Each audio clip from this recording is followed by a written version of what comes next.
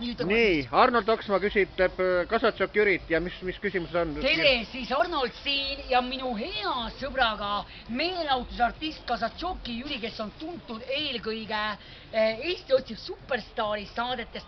Hiljuti muideks oli Jüri Kasatšoki Jüri krooniti kõmulisemaks meelelahutustegelaseks. Nii täpselt oligi.